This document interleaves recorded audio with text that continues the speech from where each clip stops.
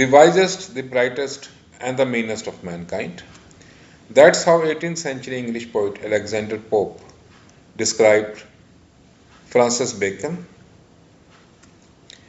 A resounding success, both as a man of the intellect and a man of the world. Bacon was a first-rate philosopher, a man of letters, and a pioneer of scientific thought.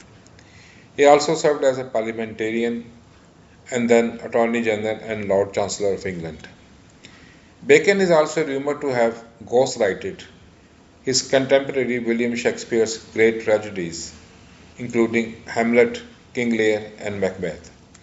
At any rate, Bacon's repute rests mainly on his essays, which blend philosophical depth, worldly wisdom, and literary brilliance. One of the most famous of Bacon's essays is Of Truth. Men, says Bacon, have a natural love of the lie and have little regard for the truth. Lying is both useful and convenient.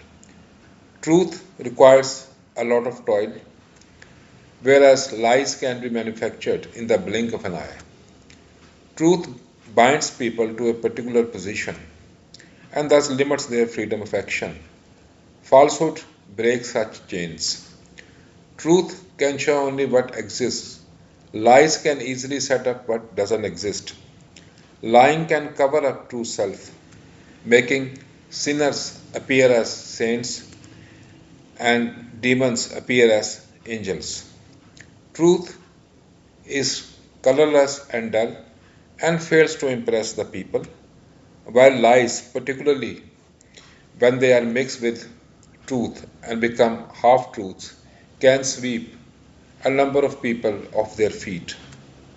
You are watching Wisdom of Life. Bacon can be regarded as a precursor of the post-truth era. In the post-truth era, we see obliteration of the distinction between facts and values, knowledge and beliefs, and truth and opinion.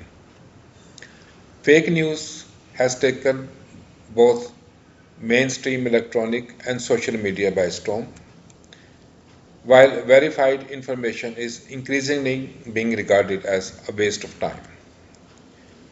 The rise of post-truth era is generally attributed to such factors as discrediting experts and political parties, narratives replacing ideologies, rise of corporate media, rising communitarianism as opposed to individualism, and information and communication technology revolution. However, if Francis Bacon were alive, would he accept such interpretation of the post-truth era? No. He would instantly point out that human beings seldom care for the truth in its own right. The ICT revolution has only midwifed, not given birth to, the post-truth era. Man, according to Bacon, by nature is a lying animal. Now the question arises, why did Alexander Pope pass such remarks about Bacon that he was the wisest, the brightest, and the meanest of mankind? That's because Bacon's life was true to his philosophy. He stabbed in the back his benefactor, the Earl of Essex. The Earl was executed in 1601 on the charge of planning a revolt against Queen Elizabeth I. The Fisher report, which led to the Earl's execution, was drawn up by Bacon to please the Queen. Bacon, like his contemporary Christopher Marlowe's character Dr. Faustus, was a man of the world, who could cross any limits to satisfy his lust for knowledge and power. Both Bacon and Dr. Faustus are men of the Renaissance, highly ambitious and unrestrained by moral scruples. I trust you like this video. Please like, share and subscribe to my channel Wisdom of Life. Thanks for watching.